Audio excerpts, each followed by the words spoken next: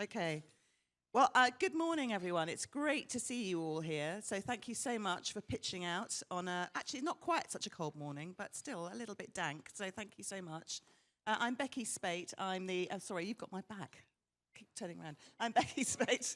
I'm the Chief Exec of RSPB. And it's great to have you here for this panel today, which is really, I think, trying to bring kind of practical hope to what we can do around nature-friendly farming and what it can deliver in terms of farm resilience as well. So we've got a great panel here today that I'm going to introduce. We're quite kind of crowded here on stage and we're passing mics between us. So please bear with us. But it's a great panel from very different backgrounds and I think with a lot of kind of practical experience to share. So it should be a good conversation. I've been asked to just note that you're going to get some kind of prompt after this session at some stage, just summarising the event and checking in with you to make sure you're happy to continue, receiving information about it. That's a note from our conference, but just to let you know that. Okay, so we meet at a time, I don't have to tell you this, I'm sure, in this room, but we meet at a time when the challenges facing both farming and nature are really quite, well, they can feel quite overwhelming at the moment, actually, I think. And I probably don't have to tell you this awful stat about bird decline, but the Farmland Bird Index, the latest take on that was that it was at a 62% decline since 1970. Now, I was born in 1967, so I really feel that deeply. That's really much in my lifetime. We've seen that 62% decline. We've also got hugely pressurised farm businesses for all the obvious reasons, changing policy, lots of policy change going on at the moment. We've got climate change, bringing that extreme weather, which is really affecting kind of operations. It's those frames, those challenges, I think, can lead to a framing of kind of its nature and its nature production. It's nature and its nature production, or it's food and its food production. It's kind of one or the other. So I'm hoping that this panel today will show that you actually can tackle both together and they can work together really well as well. So I said this was going to be a session grounded in reality. It's something that we have tried to capture, and there's a report on your chairs called Nature Friendly Farming. That's a new report from RSPB. And there's also a QR code on postcards that you can follow if you don't want to take the hard copy. And you'll also see there's also a great tractor cab guide on farmland birds. So anyone who's out in a tractor cab and wants to identify what they're seeing, that's a really great little guide you can take with you. I love it, actually. But basically, we think that already across the country, farmers are restoring soils, they're bringing back birds and insects, they're improving water quality, and they are strengthening the resilience of their businesses at the same time as doing that. So that is kind of our manifesto, I suppose, today. But that's not being done through theory and kind of nice reports like the one on your chair. It's being done through practical day-to-day decisions that are being made on fields, on hillsides, the decisions that are being made every day. And this exceptional panel that we've got here today are people who are doing this. And it's not easy. There are trade-offs, there are difficult decisions to make. But, we think there is enough now that's being learned along the way that we think we can share that and get that scaled up across the farming community. And I suppose my role today is to try and pull out some of those practical lessons as I hear them. You're going to hear some great examples. So I will, without further ado, just introduce our panel, and then we'll hear some kind of opening reflections from them before I get to ask my mischievous questions, and then you get to ask your mischievous questions as the audience as well. So just starting over here, we've got Richard Evans on the end here. Now, Richard is a very interesting example of somebody who's working a lot in collaboration, so I'm going to be asking him about that later on. He's a livestock farmer at Stonehouse Farm, West Harling, and he's the co-founder and lead farmer of Breckland Farmers Wildlife Network, which is a network of about 70 plus farmers working across 50,000 hectares. And that ranges from large estates to small holdings. And the farm systems range from kind of high-yield vegetable production to extensive livestock grazing on heathland. And he's also leading a landscape recovery project at the moment in that area. So that's Richard. Coming across next to him is Georgie Bray. Now, Georgie is RSPB's farm manager. at Hope Farm in South Cambridgeshire, so that's a Claylands area. She's been there since 2018. We love her dearly. And it's a 181 hectare farm, which we farm with contractors, MT Lines and partners. And we grow wheat, barley, beans, oilseed rape, and we have conservation habitats, sheep grazing and cover crops on that farm as well. And she worked with a lot of science teams to really kind of investigate farming techniques to restore nature and protect climate. So she's constantly kind of, overseeing that monitoring work as well as the contract farming of Hope Farm. Next to Georgie is Anna Reynolds, who is a farmer and also a managing director of Oak Bank. So very interesting background. I'm going to say a bit about this. So she, after studying law at Cambridge, she went on to work in data analysis, marketing and PR. And then she developed a really keen interest in nature-friendly farming. And she and her husband are very involved in his family farm in Northamptonshire, which is using an ecosystem-based approach and integrating livestock into the arable rotation. So she also leads a team which supports farmers and also landowners across the UK to deliver habitat creation, stewardship, and natural capital focused projects. So she's kind of, riding two horses, really, aren't you? Very successfully. And then next to Anna, we've got Ian Bell. So Ian Bell is an owner farmer and a tenant farmer at Hall Bankgate Farm. He works with his partner Rebecca as owner farmer, and then he's our tenant farmer, RSPB Geltsdale. So this is in Cumbria. So together they farm 7,000 acres, spread over the two farms. And they've been farming there for 3 generations since the 1950s, and they farm a mix of upland and lowland sheep and cattle, and have won an award for curlew conservation, which we were very proud of. And then finally, last but by absolutely no means least, next to me is Naomi Oakley, who's a farmer and PhD student. She's a tenant farmer at Chalacombe Farm on the Duchy of Cornwall's estate on Dartmoor, and she's lived there since the age of 6. And she farms organic, hardy, native beef cattle and Icelandic cross Shetland sheep. And they're at the heart, with her husband, of an exciting group called the Central Dartmoor Landscape Recovery Project, so another landscape recovery project, really trying to rethink attitudes and practices of land use in Central Dartmoor. So a great panel. With lots of different experience, lots of different farming models and systems, upland, lowland, owner, tenant, a really good range. So I wanted to kind of kick off by asking them all just to give us some quick reflections, so no more than 2 minutes, guys. And I wanted to ask them, first of all, just to kind of tell us a little bit about what nature recovery kind of looks like on their farms where they're farming, and why they think that is something that is hopeful for the future. So the man with the mic in his hand is Richard. So Richard, I'm going to come to you first. Thanks, Beccy. Well, for me, it's always been an interest since I was a child, and it dovetails in with our livestock farming very, very easily. But and then, of course, there's the financial aspects. The stewardship payments completely underpin our businesses. They tend to be, the combination of stewardship payments and BPS tend to be higher than our net margins. And clearly the loss of the BPS and the move towards more support for environmental schemes has emphasised the financial side of getting that right. But also, I totally believe that it can be done quite easily.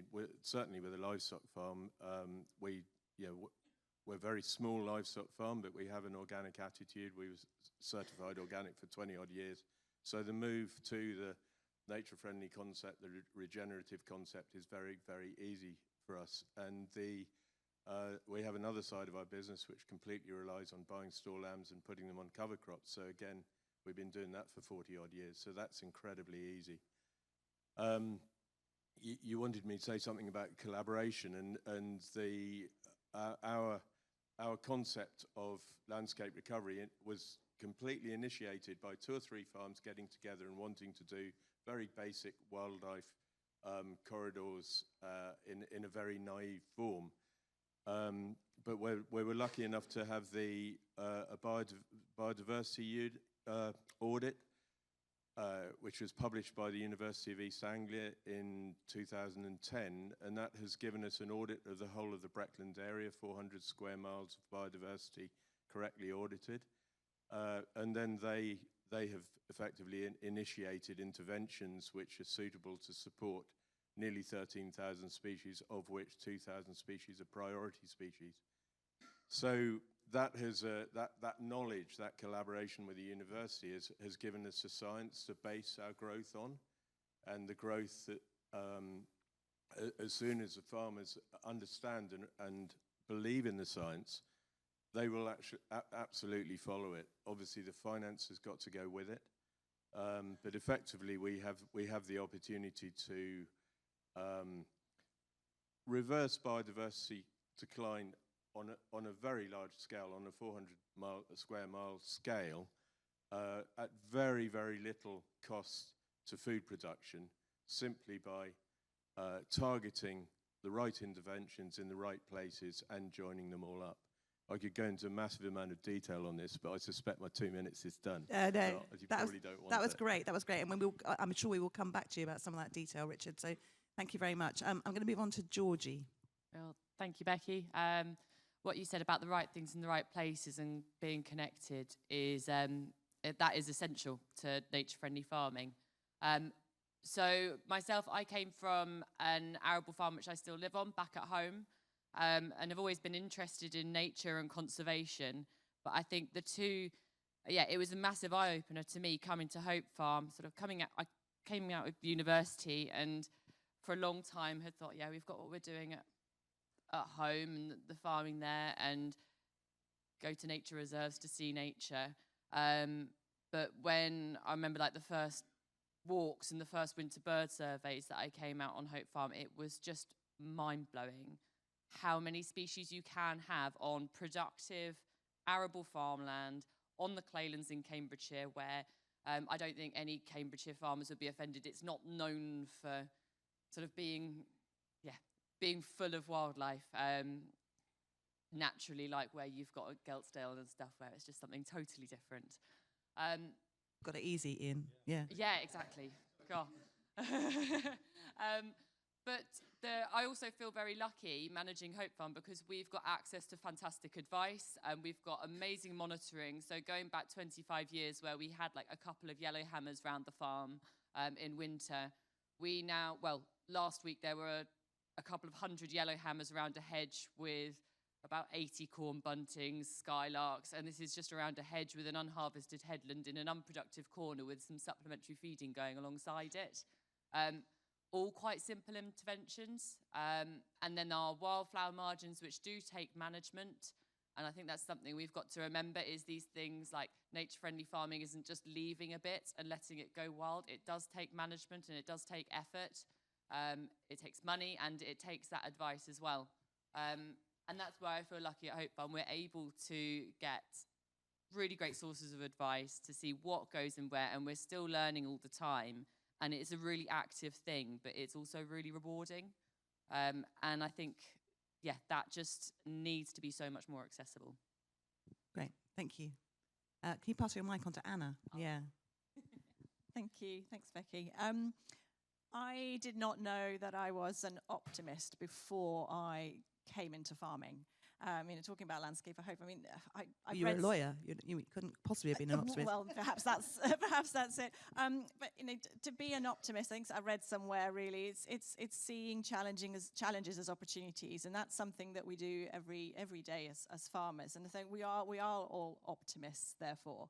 And I think there's hope and there's something in that. So that's something I certainly learned over the last few years, being part of the industry. At home, we have been coming back, I suppose, to nature, sort of farming with nature, because, of course, that's where farming started in the first place. But we've been coming back to it over the last 40 years. So in sort of about 40 years ago, we got a brand new combine, and that had the ability to chop straw. And actually, that's something that we've been doing ever since across the farm, building those organic matters. We didn't do it because of nature or because of regen or anything like that. It was just, something that, my husband's father was against burning straw, and so that's something that we did. And actually, we're now really, really reaping the benefits of that action, that long-term, essentially investment in a good practice for our soil on our farm. And I suppose about 30 years ago, there was a lot of pondland restoration, woodland planting across the farm. Again, driven by personal sort of love for nature and sort of that interest in how a landscape can evolve and how we can interact with it. So again, parents did all that investment, and we're reaping the benefits of that now, that long-term investment in our landscape at the farm. And then sort of more recently, we've been extending our rotation. We went min-till about 20 years ago on the farm. And our cousin, Tony Reynolds, was really the Gabe Brown of England about around that time. And he was very much no-till, absolutely to the core. But we didn't quite go that far. We went min-till. We are much more no-till now across the farm. But again, 20 years ago, started doing that. Not because of nature, actually. That was because some workforce retired, and we know which needed to change things, and it kind of made sense at the time. But again, we're seeing those benefits, and we're accelerating that now. We're really, over the last 10 years, we've been extending our rotations. We've been bringing a livestock back into the arable. We've been doing in-field flowering strips and looking at our margins and recording much more what's going on. I think it's all of that really shows how we can see amazing results with long-term investment, but also speeding that investment now with the way that we farm. Great, thank you. That was a really great summary of a lot of stuff. We'll come back on some of that. Ian, talk to us about your experience. Well, you actually said everything that I was going to say about myself, so no. I'll apologise for my lack of public speaking ability before I start. It's not my thing at all, hence the notebook with all my details in. But yeah, so we have a 370-acre farm next door to the Geltstale. We've always farmed there. It was always feed and fertiliser, push everything hard as you can. Then 10 years ago, we rented the RSPB Nature Reserve. It was always been my thing, nature, from when I was a small child, on holiday in Aviemore, watching peregrines feeding their young on the cliff, and that was me hooked. 25 years ago, when Osprey turned up at Geltstale, I actually built a pond and stocked it with fish so that the Osprey would come to our farm. And it worked, and it still works, and it still comes, so that's fabulous. Since then, I've built on our own farm 13 ponds of various depths for various things, and a lot of wildlife come. I find it very rewarding watching it all. We've had a lot of things that the RSPB are quite jealous of next door, so that's always good. So we rented it 10 years ago, and I always sort of looked at the RSPB as being slightly, not farming. But the more and more that we've got into it, we suddenly realise that it's actually probably the way to go. We've had cattle on that farm that have done so much better than on a fertiliser and feed farm. Like we've had cows, 10-year-old, we have pedigree Chevrolet cows, and we have 10-year-old cows that have never been fit in their whole lives, and then they go on to a diverse sward that's never had any fertiliser on, that's got 138 different species in that sward, that a lot of people will drive past and go, that looks awful. And yet them cattle are doing better on that than they've ever done on our own farm. So we've actually, 7 years ago, we stopped using fertiliser on our own farm, and we've put herbal layers in. SFI came a couple of years ago. That was quite handy. And I think everything on the farm is doing an awful lot better than it ever has. We have hairy cows that live out on the fell all year round. They just come in to calve. We put Chevrolet bulls on them. We're not sort of fluffy farmers. We farm very commercially. We feed things hard and we push things hard, and when we go to the auction, our stock is as good as anybody's in there. And yet, our cows live out all year round, apart from when they're calving. And it's sorry, that's me. That's good. Naomi. I'm a fluffy farmer. Following Ian's quite hard, actually. So I worked for Natural England as an ecologist for 29 years. And alongside that, I had a bit of a farming habit. And so we've got 180 hectares of Dartmoor Hill Farm and Common. Of that 180 hectares, 135 hectares is Scheduled Ancient Monument, and the rest is either County Wildlife Site or Triple SI. It's absolutely fantastic. Massive constraints, and my dad spent his whole life, digging drains and trying to improve this land, and it broke him. And I thought, I don't want to be like that.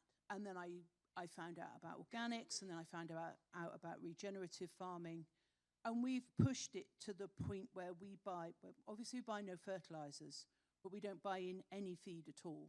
So no cereals, nothing. We only grass feed our animals from the grass that we produce on our farm. And the only fertilizer that we have is the fertilizer that comes from the muck that we compost that goes back onto our hayfields. So we're like super fluffy. But we have a huge number of birds, loads of bats, and lots of people, because we're in the middle of the national park, lots of people walk through our farm. They love it. They come to see our farm because it's full of nature. And I sell them anything that I've got going, basically.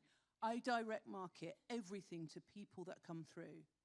And I can't produce enough. So we're always at that point where we're producing 100 fat lambs a year that are going off to slaughter. But the money that I'm making, it isn't from the meat particularly, it's from the sheepskins. And there was a picture of Pogo, one of my sheep there. Pogo's fleece each year, that's £50 a pop. Somebody wants to buy her fleece because it's a beautiful, high value, it's got fantastic staple, and they love that story. The people that are buying those fleeces to make into knitwear or something beautiful, that they then send you back a picture of something they've created, of something that's come from your farm. That feedback is an incredibly powerful thing. But they're not just buying that product, they're buying that idea of nature. And for me, we make money. We make a serious amount of money. I mean, I could afford to retire from my job, and I could never have done that through conventional farming. And I'm proud of the fact I pay tax. I think as a citizen of, that I should be paying tax. I'm not a poor Dartmoor farmer. I'm doing well, and it's because of farming for nature that we're succeeding and thriving. Thank you. And so what fascinated me there was you're hearing some really different farming systems, all kind of working with nature, and doing that in very different ways. So I just wanted to explore that a bit more, because you all kind of mentioned a number of things that you were doing, and I wanted to kind of put you on the spot and say, what's the thing that's made the most difference, do you think, for nature on your farms? Of all the things you've done, what's the thing that's made the most difference? What's the one thing you would say to this room? Go and have a go at this. So I'm going to kind of pass my mic over here and let you.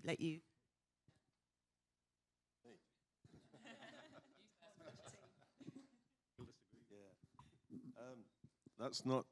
It's difficult to say. That you have to keep coming back to the finance. So everything has to pay. It has to compete with the alternative. And of course, at the moment, sheep and beef are reasonably good. So the income from environmental schemes has to step up and compete with that. But of course, we haven't got the BPS handout. So I never want to sort of divorce the financial side of it from the nature side of it. For us, I suppose, on our own farm, a lot of it is actually doing, sometimes it's just doing nothing. Forget the tidying up, or forget some of the tidying up. Forget the use of fertilizer, forget the use of pesticides and herbicides, most importantly, and just see what happens. And that was quite easy for us, because we're on such an unproductive farm that very often it's pouring good money after bad. But I think the other thing for us, when we look at the Beccy as a whole, the understanding that by doing very, very simple interventions, which are not necessarily the generic interventions like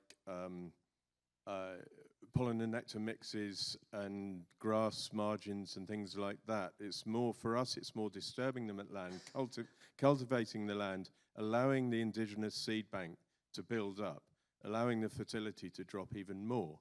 And that is what really makes a difference. And we've had sort of 60 species appear within 12 to 18 months of cultivating a headland, and then just leave it alone.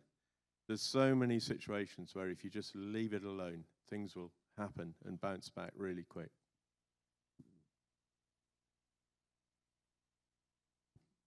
I think for me, the turning point for me was reading that Less is More that was published by the Wildlife Trusts and written by Chris Clark.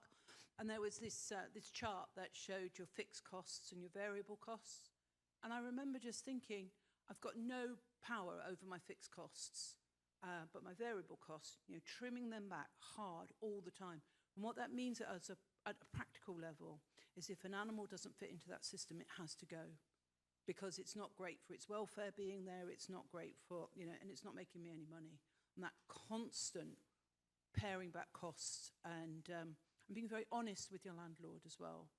As a tenant, you can't pretend that everything's rosy, Agri-environment payments are incredibly important, but a lot of landlords, we're Dutchy tenants, our landlords don't do it, but a lot of landlords just go, well, I want a half of your agri-environment payment. And that's already based on income foregone, so you end up with very little as a tenant. So I think it's about strong relationships and honesty. So on our farm, in the last few years, on our own farm, not the RSPB farm, we've put 6 miles of hedging in, which is joined some fragmented ancient woodlands together. We've replaced 20 acres of non-native woodland into native hardwoods. We're suitable for black grouse. We get black grouse occasionally on our farm, which we've never had before.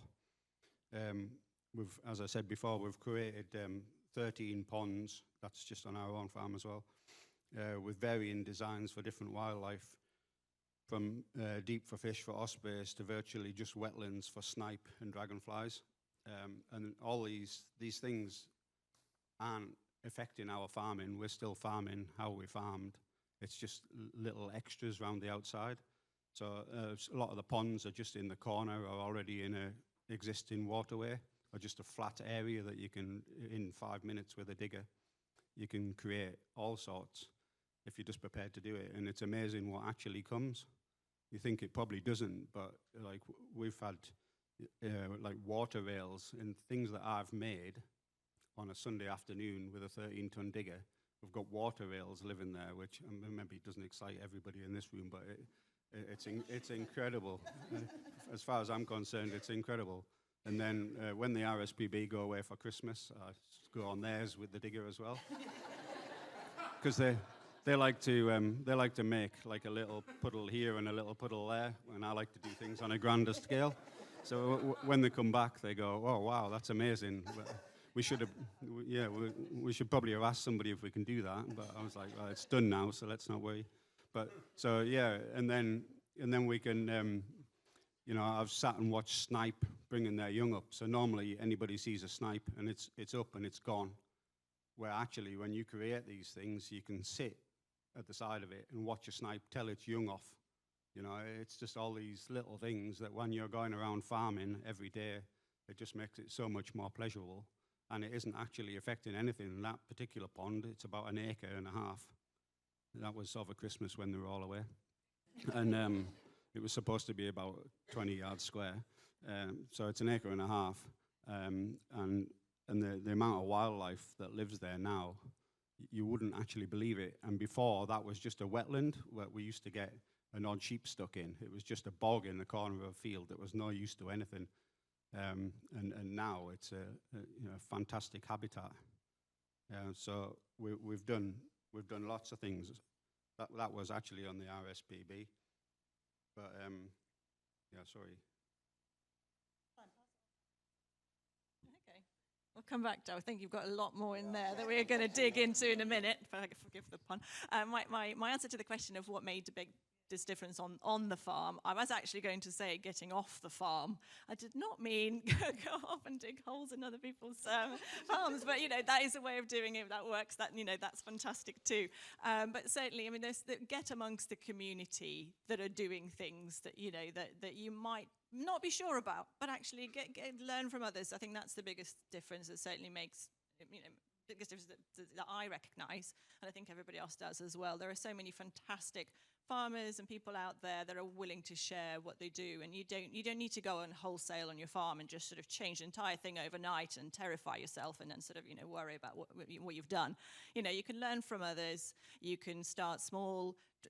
Try things. Make sure that you're demonstrating the benefits to your own bottom line. As has already been highlighted, and I think that's a really, really good way of getting into anything that you're not quite sure about, but you think might be the future, might really be helpful.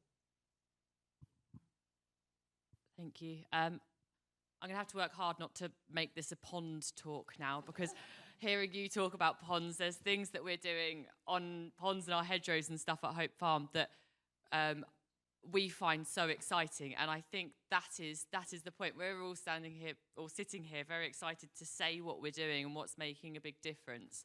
And it's getting excited about those habitats, which means you want to do more and invest more and talking to other people as well.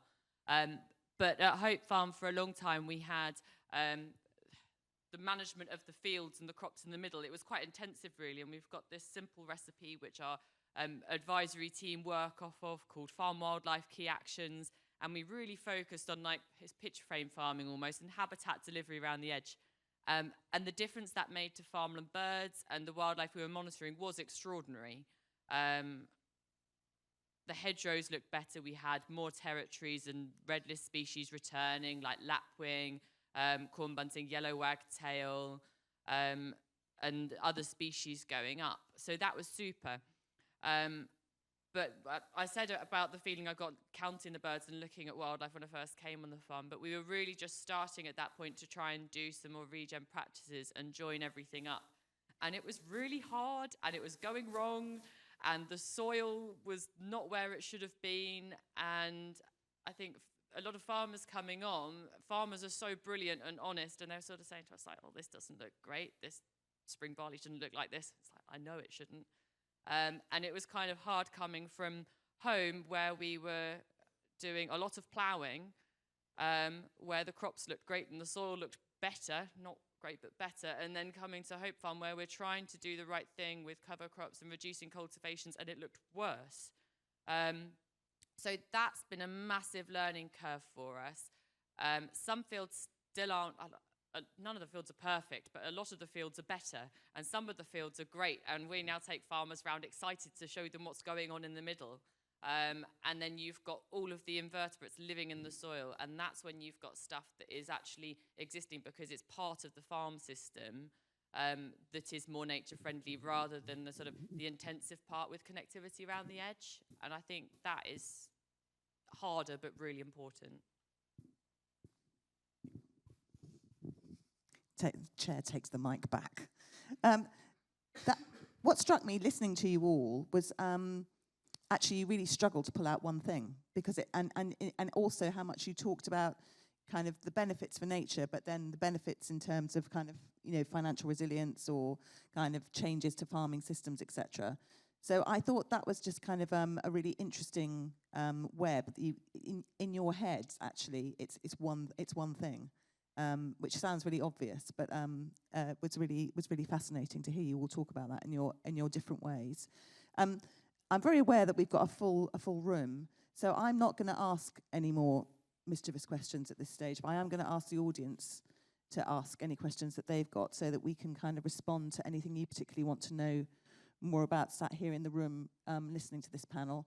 So if I can have hands up. We've got somebody running around here. Sarah's kindly running around. There's one behind you, Sarah.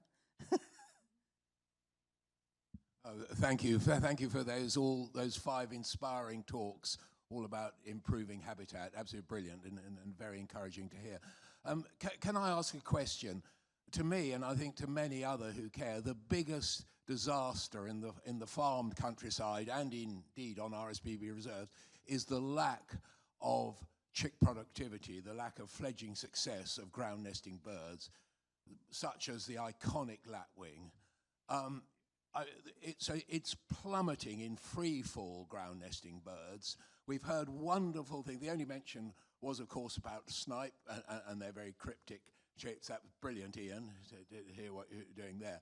But my question is, and it's really almost to be addressed to Natural England and to RSPB, and obviously on Dartmoor, I think no curlew fledged at all, just 2 or 3 lapwing fledged. I mean, on a huge, all of Dartmoor. That, to me, is the disaster in the farmed countryside, the lack of chick productivity of ground nesting birds. What can be done about that? Does anyone want to talk about their experience on that? You should come to Geltdale. We have one field that has 20 pairs of curlew in it, and in the field next to it there's 20 pairs of lapwing in it, and they're nearly all fledge. So yeah, fledging chicks, big style. Brilliant to hear. They're actually going up. I think it's one of the few places, but they're actually going up. So whatever they're doing at Geltdale and the wardens there, that's what we should be doing everywhere, I think. Yeah. So rare to hear. Yeah, and you're right to call it out. I mean, it's a massive issue. So you're absolutely right to call it out. I think the thing. Do you want to say something? I mean, I think that the curlew project on Dartmoor's fantastic, and the farmers that are involved with it, incredible. They're doing a lot of predator control, so shooting foxes, basically. They're taking out like hundreds of foxes each season, but these are still open access areas, so there are still people with dogs off leads, and you know, once the birds have got off, you know, and they're pushed off their nests, then it's incredibly difficult, and the farmers are really frustrated by it, and that's about teaching people how important it is to stay away from those areas. We've got other areas that are restricted for dogs, and we're seeing much better ground nesting birds, particularly skylark, are doing really well in those areas. So there's an obvious correlation, but that's not where the curlew are. So it's not just treating, it's not just, you know, it's a whole system approach. It's not just one group of people, and it's really hard. But we've got to do something. We can't not do something. We can't be the people that the last curlew on Dartmoor is heard. Here, yeah. I've got another gentleman here in the corner. You can just introduce yourself as well. Yeah, thank you. Yeah, John Geldard, chairman of the Leinster Farmers Group up in Cumbria, which is 48 farmers and a golf club, looking at restoration of rivers and waters and wildlife, etc. And you know, the question really to people is recognising we've achieved a lot and we've lost a lot, and you recognise that through your wonderful presentations that you've given. And I think collaboration is absolutely vital with all the organisations to collaborate, and that's what the Leinster Farmers Group have done in collaborating with RSPB, Natural England, Environment Agency, and everybody. And what we have done, we have dredged a river, the first river dredged in sort of 20. This river, River Winster, has been neglected for 25 years. It has destroyed farmland. It's destroyed a golf club. And everything basically, and that has been dredged. 2 years of collaboration, of talking to Environment Agency, Natural England, all the different bodies to actually get there. 14 days to complete the £300,000 project in dredging the river and getting it back to its natural state. Young farmers of 38 years of age that had never believed they'd ever seen the river flowing like it is. Kingfishers, never been seen in the area since 2007. Kingfishers back on the river. Fish back in the river. And so basically, what I'm trying to point out here is some of the policies of the last 20, 30 years on wetting up has not necessarily been right in every case. Ian's alluded to it quite clearly. And we've got to recognise what we've done wrong and what has been wrong. And the sort of policies of not looking after farmland, not looking after rivers, not looking after our soils in the way that we should do, has been destructive rather than. So what's your question? What's your question to the panel? So the question is really, do we agree that we need to look at what we have got wrong and what we need to do to collaborate to make sure we get it right? Okay. To make sure that that the curlew is a very, very important point. We've recently working with our local curlew project. So it's a question about kind of collaboration and recognition of kind of things. Not everything's been right in the past. What do we put right? Yeah. Okay. So I'm going to look at Anna and Richard, who both talked about collaboration quite a lot. So I'm going to come to both of you. Yeah, well, collaboration is certainly a massive part of it in all sorts of ways, and learning in terms of working together, actually making change happen, and certainly the political mood of today, really encouraging that, which is really good to see as well. I think somebody said yesterday to me that you can't choose your starting point, but you can influence where you end up. And so absolutely learning from where we what happened before is key, and we've got all the tools that we need, I think, to create something really special for the future. Yeah, I think you've absolutely hit the nail on the head, and I think the very fact that there's so much conversation, there's so much collaboration. I mean, I missed out massive numbers of organisations that we deal with, the Wildlife Trusts, the universities, Natural England, DEFRA, Environment Agency. They're all involved in our project, and we're learning from them, and we are absolutely trying to redress the things that we have done wrong. And of course, as farmers, we simply don't know enough, but we're managing to create the structures to absorb all that information and go forward and correct it. And hopefully landscape recovery is an extremely good tool to do that, although it has its problems and although it's clumsy. And I think what you guys have done up there is just absolutely fantastic. The fact that you haven't used that funding, you've got off your backsides and done your own thing is phenomenal. You're an example to us all. And the very fact that this room is full is absolutely corroborates what you've been saying, that we are looking for the answers, we're looking for the solutions to the previous problems. Thank you. Yeah. Thank you. Kate Russell, Tellus Natural Capital. Really interested to hear from all of the farmers there about the impact on what you're doing and the commercial farming going hand in hand with nature, which is going to be so crucial going forwards. I'd really like to dig in a bit more, perhaps with Ian to start off with, where the financial impact comes.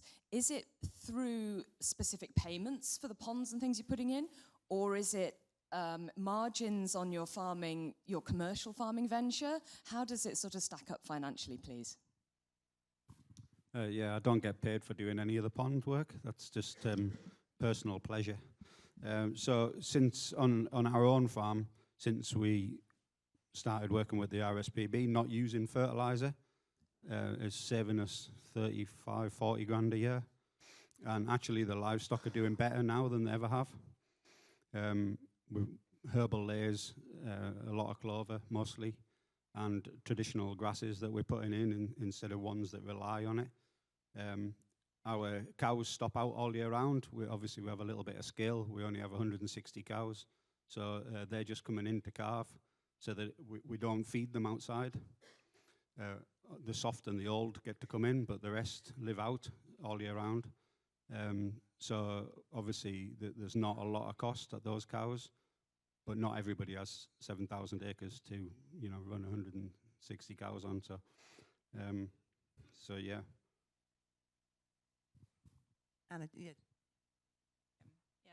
I can add to that. We can't pretend that payments aren't a massive part of this, and they're incredibly important, but certainly the benefits come in other ways. So for us, other examples would be enabling us to sort of graze cover crops means that we can have more sheep. Our sheep can be more productive. We can reduce feed costs, all those things. And when there's a drought, we're actually looking at a good result that year. Reducing cultivations reduces our fuel use, and that's massive impact on the bottom line. Very positive, and also on our carbon emissions and everything else. So there's a lot of benefits to all these actions. In field sort of flowering strips that we've been not cultivating, but putting in fields are proliferating our insect population, which means that perhaps our bean crop is much higher quality than it would otherwise have been. You know, and it's all of that really does stack up. Chap here. Good morning. A really good discussion panel. Thank you very much. My name is Khalid Mahmood. I'm from British Society of Soil Science. I have one question to Anna. Specifically, you mentioned carbon. So, I mean, when it's come down to nature farmer-friendly farming, so what sort of targets you are looking at in terms of cutting down emissions or carbon sequestration, but also globally with the biodiversity COP? So so what sort of targets we're looking at? There was discussion last year, I think 30% increase by 2030. So nothing happened on that one. And second question is for you, Naomi, in terms of, I mean, what's the value of the wool? And especially when it comes down to looking at the textile sector, which is now, I think less than 23% is natural fiber. The rest is all man-made fiber, which is causing microplastics. And I know, I used to work at Rothamsted, and so shaving sheep costs more money compared to the wool itself. Thank you. Well, we certainly as a country, we have many legally sort of enforced targets around carbon and emissions and biodiversity and everything like that. So it's all of our responsibility and the government's responsibility to take those really seriously and do something about all of those. From a farm's perspective, we don't set ourselves necessarily sort of targets for carbon sequestration or emissions, but it's all goes down to the bottom line. You know, if we can reduce our carbon emissions, it usually means, you know, better profitability for the business. So it just makes sense. So yeah, so that's probably how I would answer that question. I'm not sure if that fully answers it. But in terms of the other thing about sequestration, of course, is the methodologies for measuring sequestrations are many and varied and not necessarily agreed across, you know, even in this country, never mind globally. So there's a lot of work to be done from a scientific standpoint to ensure that all these things that we're doing can be measured reliably. So we truly can believe it, and ultimately people can invest in it, because that's when we can unlock much more funding for all these great things that are happening on farms. Oh, wool. I love talking about wool. So we're part of the Responsible Wool Standard, and we've been sponsored by Textile Exchange, which are, it's a big, they look at fashion brands and sourcing, from sourcing to textiles across all sorts of animal products. And I think that it's using every bit of the wool that's the most important thing. Our wool makes a lot of money, and we treat our animals very carefully so that, you know, the wool's really good quality, and that so that the animals, the nutrition's right through the whole year, so that the staple is the same, so you don't get a weakness in the staple from where the sheep wasn't very well looked after at some point, or it had a nutritional imbalance. So we see the wool as being very, very valuable, and then we can command a very high price for it. And I think that's the thing, is even the bits of the wool that aren't very good, then we're using that, and then we have it felted, and then it goes into making buns for our peatland restoration on our own farm. So we just use everything all the time. Everything's got value somewhere. Yeah, I was just going to come in actually on the, you know, that you mentioned 30 by 30, which is the CBD and setting those biodiversity targets, which, you know, the UK has signed up to, which is 30% of land and sea managed and well protected for nature by 2030. And I mean, I guess kind of this panel is the evidence of how important farming is in trying to achieve those targets. And those targets are set. I mean, some people would say those targets are not high enough, you know, in terms of what we need to do. Yeah. But I mean, if we can't get, you know, farming delivering for food production and for nature restoration, when 70% of the UK is farmed, then, you know, we don't stand a cat and hell's chance of getting to those targets. So yeah, that's why I'm here. Yeah. Okay. Yeah. Gentleman here at the end. Sorry, Sarah, I'm waving my arm and taking the mic away. Yeah. Yeah, thank you. Harvey Davis, Head of Natural Capital at Thring Solicitors. Obviously, a lot of talk about payments, and I was just wondering whether, you know, any of you have much experience with engaging with private markets for nature recovery, and if so, what those experiences have been like. Anybody done any of that? Anna? talking to you as well, actually, I think. I think just, yes, plenty of experience. The sad reality of it is that the market is incredibly fragmented. And although we are able to get farmers together to do great things, and I think that bit we've sort of, you know, as a country, we've sort of sorted out fairly well, getting the customers together and understanding who those customers are and what those needs, you know, where are they, what are their needs, what are their aspirations, I think is the bit we haven't cracked yet. And I think that's something that we really desperately need to get that money really flowing through the system to make the difference.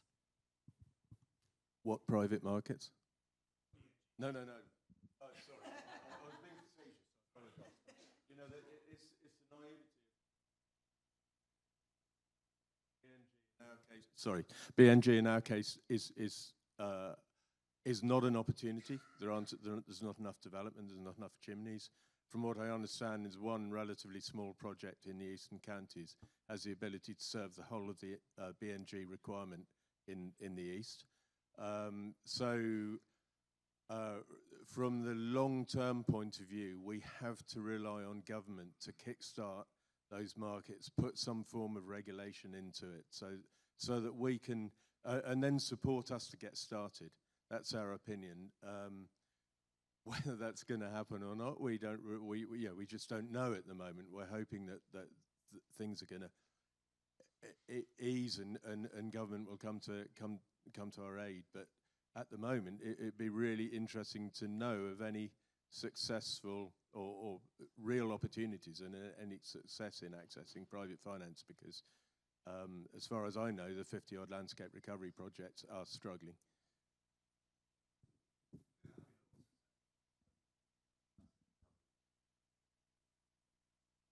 Yes, and by now we would hope that it would be much more tangible and there'd be much more integrity in the whole thing. But obviously, evaluating and monitoring and et cetera, is extremely difficult. In our case, again, UK HAB simply does not fit the interventions we're talking about, so it's more trouble than it's worth. We're talking about species, not habitat. So yeah, it's really difficult. If anyone else in the audience has solutions to private finance for nature recovery, it'd be fantastic to know about it. Hopefully, in 5 years' time, we'll be talking about it, or positively. Yeah, I mean, the only thing I would say on that is that I think that kind of market needs some certainty in order to thrive and grow, and that's exactly what hasn't been happening. So, yeah. Yeah, we've got time probably for one more. Gentleman at the back, yeah. Oh, sorry, Rob. Can I ask about skills required to support the work that's going on, the skills that are existing in the countryside? I'm from Scotland, and we're pretty short on hedges in Scotland. It's not been something that's never naturally happened compared with someone like here in Oxfordshire. But yet, thousands of miles of hedges are being put in. They're not being laid, so you've got no wildlife corridors, you've got no decent nesting sites. It's wasted because of the lack of skills. There must be other examples where we need to develop a skill base that just doesn't exist in certain areas of the country. Yeah, good question. And if I could just add to that, because that was my question. No, but also on the back of that, Rob York, we've only got 4 years to go to kind of 2030. Is it better to look after old existing hedges to deliver the wildlife by 2030 rather than planting new hedges which won't deliver in time? Okay, so panel, skills, and then old versus new. Thanks, Richard. Again, I could talk about hedges for a long time. I love bringing farmers onto Hope Farm to talk about how we're trying to manage things and learn things from those other farmers, as well as sharing what we're doing. But it is, and they're farmers who are already engaged and wanting to do this. When we sort of speak to, I don't know, my dad and my dad's friends, realizing the importance of a hedge and what it can deliver, it's a fascinating conversation, and sometimes not as smooth as it could be. But it's recognizing the value of what's there, what's on farm, and sort of developing it. And it is that need for advice to say, this hedgerow here could be fantastic, but what you need is to have that scrub at the bottom. You need to stop trimming it in sort of to the base so it looks super neat and tidy. And if you want yellow hammers on your farm, that's where they would nest if you didn't keep cutting it. As vigorously as it is cut. But to say that it needs managed, like we do hedge laying, we're doing some hedge laying with a digger to make it much quicker, because as much as hedge laying is fantastic, it's really hard to get a farm to say, okay, we're going to get professional hedge laying to do around the whole farm, because even though there's capital grants available, the skills and getting the people to be able to do that is really tricky. Whereas we've got Exhibit A of farmers love doing things with diggers. So if we can figure out a way of managing with that, yeah, then that's a lot better. And same with like wildflowers. I won't say too much about how you're managing yours, but on our clay land, it needs quite a lot of management and a lot of care, particularly at the beginning. Otherwise, we'll just end up with margins that are full of black grass and thistles, and nobody wants that. I know few conservationists who would think of that as a success story, and if a farmer has that as a margin, they're never going to want to put a wildflower margin in again. And once you get these things right, it delivers a lot, but it's all of that knowledge that really needs to be more available. No, absolutely. Want to come on skills? Anyone want to come on skills? I firmly believe that we always have this story that only a farmer's son or daughter can be a farmer. And I think that part of the answer is that we widen that, and that we make better rural jobs, and we make better opportunities for people to work in the countryside in what can be really fulfilling and great jobs, doing things like hedge laying and all of the jobs that need to be done in the countryside. But that needs a systemic change, because there's not enough housing. Because where I live, if there's a nice small house, it goes as a second home. The whole system is broken, really. So it needs a systemic change. But we used to have, on my farm, there used to be 10 people working, and now they're gone. And so I think it's about a bigger change than just whether we need a bit of hedge laying. We need more people, different people with different skills in our countryside to make thriving communities. No, sorry, we're out of time. I'd love to hear it. I'd love to hear it, though. No, don't. I've got another one, sorry. Yeah, sorry. Yeah. I'd just like to say, he said to me, I don't like public speaking. Very much both. We've put 6 miles in, and I've laid a lot of hedges, and I'm not a hedge layer. We go to the shores and we look at all the hedge laying, and we say, oh, that's the Essex type and all the rest. I do a Cumbrian version, which is very much a chainsaw, and we just lie it all in. We don't cut anything off, and all that dead wood, 80% of insects prefer dead wood. So anything that gets chopped off by mistake, that's happy days, And we've created instant habitats that are unbelievable in areas where you would never, ever see a kestrel. And suddenly there's kestrels because that hedge, it's been done badly by a farmer that doesn't know what he's doing. But it is still done, and it's, instead of the 6 foot wide, we'd be making them 10 foot wide. So that, and we're just putting extra plants in and just creating more habitat. The more diverse it is, the more you get, and the rewards are instant very often. No, that was worth hearing, definitely. I'll talk to you later. No, listen, we are out of time. Thank you for those questions. They were great questions that really kind of gave us more depth to that discussion. I hope what you've had is a range of people giving some fantastic solutions based on experience that are absolutely being applied, in our fields, on our hillsides, right now, and making a real difference. I loved your phrase earlier, Naomi, that it just makes sense. So, I think that would be my conclusion. It does just make sense. It makes sense for nature. It makes sense for farm resilience. It makes sense for well-being. I think we heard quite a lot about that, actually, in the margins. And, there are things that we need to get better in order to enable more of this to happen. But it's absolutely possible to be doing this, to be doing it at scale across our countryside, and making a real difference. And that is a great note of hope, I think, to finish this discussion on. So please thank the panel who've been brilliant.